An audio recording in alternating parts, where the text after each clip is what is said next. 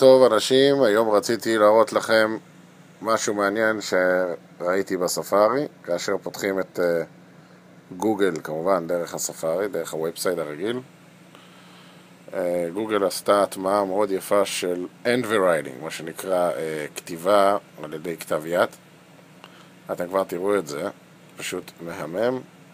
במקרה שמתי לב ואני חושב שזה פשוט נוצר היום, כי לפני כן הייתי בגוגל וזה לא היה קיים. כמו שאתם רואים פה, כאן בדבר הזה כתוב לכם end writing, סליחה, כאן למטה end write. אתם לוחצים על זה כמובן, ואז שנייה, סליחה, שוב לוחצים על זה, פתח. זה אמור להוסיף פה איזה אייקון כזה קטן. הנה, כן, אתם רואים פה למטה You can write anywhere. ראיתם?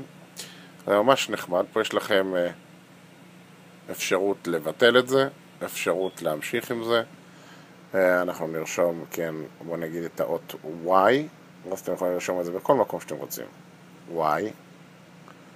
אוקיי? זה נראה כמו Y. סביר להניח שזה יהיה Y.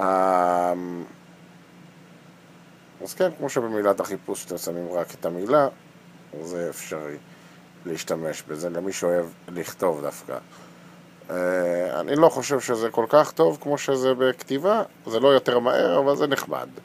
בוא נראה כמה זמן ניקח לי לרשום את השם שלי, למשל. סליחה, A, תאות A אני צריך. אוקיי. כן, בסדר. עוד פעם.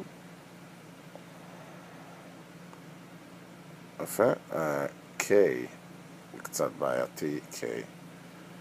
לא, K יהיה לי בעיה יותר גרועה.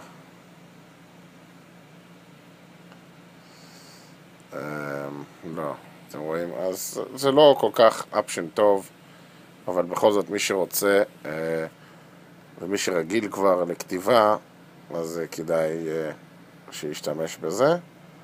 אני מקווה שנהנתם ותהנו מהאפשרות הזאת, אפשרות חדשה שלא הייתה קיימת, לפחות באייפון.